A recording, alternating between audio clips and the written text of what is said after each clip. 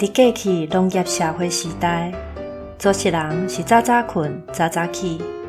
虽然做事真食体力，毋过食有饱，困有路眠，免食啥物补药，身体悠悬真勇健。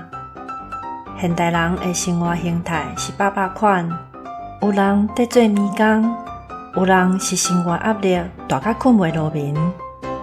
俗语讲，子时困会去，看夜食药补元气。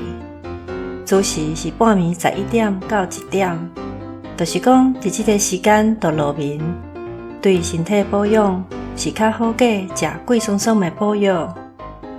这句俗语是要讲咱人若爱有健康的身体，生活就爱照起工。若长期困无足眠，食搁较侪补药嘛是无效的。